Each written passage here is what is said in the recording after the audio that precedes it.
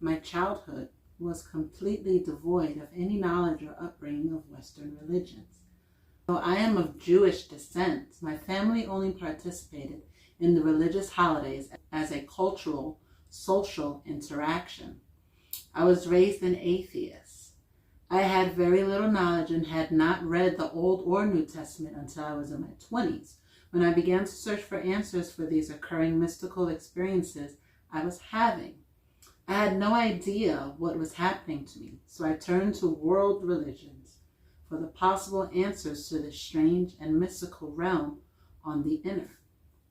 Dissatisfied by Western religion's ability to explain what was happening to me, I turned to Eastern religions where spirituality have a deep and ancient root that goes back for centuries, long before the birth of Christianity. Still unable to find answers and dissatisfied, I then turned to world travel as a way to see how the rest of the world lived outside of my Judeo-Christian Western upbringing. For the first time since leaving my life behind in California, I began to feel I was on the scent of answers my soul was so desperately seeking once I crossed this invisible border between Greece and Turkey. It was in Turkey where I could see how different others in the world could live and see the world. It was here that I could visually see that one's logic and understanding of the world is shaped by one's culture and upbringing. Mine was one of materialism and personal achievement. This Near East and Far East was shaped by century-old beliefs of an inner spiritual world focused around devotion and view of a very different perspective God. As my journey continued heading east now to India, I boarded the train in Istanbul for Tehran, Iran. The Orient Express train would head overland through the mountains of Turkey and cross the border into Iran. As I boarded the train, I met up with a few other Westerners heading east and also met and connected with a French woman. During this scheduled 5-day train ride, there were 2 very dangerous and possibly explosive encounters that could have gone terribly wrong. The first experience was as we boarded this crowded train, and while we're walking the aisles, these young Turkish men kept pinching the Western women on the train. For some reason, they thought this was acceptable to do with Western women, thinking women from the West are loose, so they could acceptably get away with this. Whereas in their Muslim culture, it is completely forbidden and totally unacceptable for them to do this with their women. After several encounters, I had finally had it, especially after they did this to my French girlfriend. I stood up and commanded that they stop this action. The next thing I realized is one who pinched my girlfriend pulls out a knife and is now threatening me. All of a sudden, I realize I'm in a life or death situation and outnumbered by his friends, who for sure are all carrying knives. What to do? Immediately, a crowd forms. His friends all crowd me, and all the Westerners who are on the train gather in support of my precarious situation and are now forming what we say here in America, a Mexican standoff. Like one would see in the Western shootout. Though I'm sure it's just for a few seconds. It now feels like I spent an eternity standing there. The air feels tense, thick, and emotions are heightened. Here I am in a foreign country, in a foreign culture, in a very unbalanced situation. This is where all my composure and sensitivity comes into play. Uncertain as to what to do, my reflex is to calm the heightened nerves of all who are standing off against one another. My first response is to raise my hands and lower them in a calming gesture, smile and say, easy, easy. The one holding the knife, along with his half-dozen Turkish young men, and the 12 or so Western traveling men facing down one another, as everything could go very wrong in an instant. I'm not quite sure what calmed the air. My gesture of raising my hands with palms down and lowering my hands, motioning to stay calm, or just that this man with a knife was not really serious. I had no idea, since we could not communicate with words. All I remember is a smile comes across this young man's face. We all start to laugh, and the situation returns to some form of normal. We all begin to laugh and joke. The moment passes without an incident erupting into deadly violence.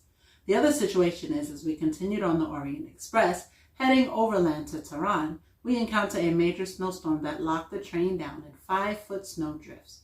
We are now waiting for a steam locomotive to push us out, since the locomotive pulling us is not strong enough to get us through these snow drifts. For 2 days, we were stuck in the snow, and everyone was feeling a bit of cabin fever. I decided to step off the train and walk out about 100 yards. I bend down, place my hands in the snow, close my eyes, and slip into a meditative state. The next thing I hear is a voice shouting from the train in English, "Look out!" Without moving, I open my eyes and I peer through my legs, looking back at the train. I see this young Turkish man run up behind me, thinking he will surprise me by pushing me over in the snow. I'm guessing he and his friend will get a good laugh on my account. So I lay dormant, not moving, bent over, remaining still and calm. I wait for that exact moment to move. Like a scene from some kung fu movie, as he is right behind me, I raise up, grab him around the neck, and flip him over my body, throwing him 5 feet in front of me. Here I am, only 5'3", small in stature. He, being at least a head taller than me, goes whizzing in the air. So instead of me being the brunt of the joke, all of a sudden he is the one being laughed at. Well, you can imagine his anger and frustration. The next thing I realize, out come all his friends, a dozen or so, circling me like Indians on a wagon train of the Wild West. I appear to be completely outnumbered. Then they begin to throw snowballs at me. This is their revenge. At this moment, it appears like a harmless snow fight, but I'm completely uncertain the knives at any moment could come back out towards me. Luckily, my Western friends are watching this and quickly come to my aid. Snowballs are flying everywhere. In the mayhem, I slip out of the line of fire and sights of these young Turks and disappear back onto the train. Apparently, once they realize I'm gone, the fight ends and all goes calm again. As I reflect back upon these experiences, I can't help but think how my calm composure and quick reflexes might have been the ingredient to deflecting situations that could have gone terribly wrong, especially when two very different cultures and mindsets are in a moment of heightened tension and possible violence. Though I am not sure what really lessened the tension in both occurrences, I know now that I found this inner calm and clear state of mind in the midst of chaos. I know that I am constantly being bombarded by various approaches to life as I travel to remote regions of the world, where I must remain open and tolerant to how there is just so many different ways to see one's world and how various people of different countries react to the same situation. I know this to be true today as I work alongside my team of gem cutters in the factory, owned by my good friend and partner. When I first started to teach my cutters to learn new techniques, it was not perfect by a long shot. Instead of judging and critiquing how wrong their work was, I would compliment them on their progress, to gently point out what they could do better on the next attempt. Having lived in India as a young man for 2 years, I have grown to understand the Indian culture and how very different it is to my American upbringing. What I've discovered was that each attempt by my encouraging them to improve the cut, the end result kept getting better and more refined. They would work harder to improve on their own, wanting to please me more at each attempt at cutting. I think this is true for all cultures and people. In the West, and I know especially in my younger days, I would be quick to judge and point out what is wrong straight out of the gate. I know for myself we tend to quickly judge and lack tolerance in the world today. Each of us thinking we're better than others and our way is the right way. I've come to realize there is no right way. My friend has reflected back to me that he was impressed how I would show tolerance with their work and accept the cut as good enough to move the whole project forward, allowing each collection we were working on to be good enough in a step-by-step process. It was not perfection from the start for me. I've learned to let each step be good enough, each new collection building on the last, making significant progress with each new collection. Today, after 4.5 years, the work is really good and their love to achieve their best motivates them to achieve excellence. The product is now miles ahead and far better than when we first started. I can see in each and every one of them there is this drive to constantly stretch what is possible out of their respect and love for me. There is a fine line between being judgmental and having good judgment. In moments of danger or chaos, one must stay calm and focus on the prize. Fear can be a warning to the impending danger or it can devastate one's judgment in the face of fire. Having moments like this on this train in a very foreign land could have gone very wrong. But instead I found myself staying calm and focused, doing everything I could to diffuse a very precarious situation.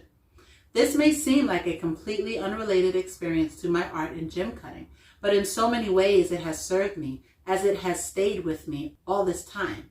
I know fear. I have learned to allow it to be my friend, to serve me in my many travels to remote places and divergent cultures, personally facing a life-threatening disease in my life. And yes, when I am sitting at the wheel working on $1 million gemstone, I know how to be in that zone of calm and clarity, not to move until my inner voice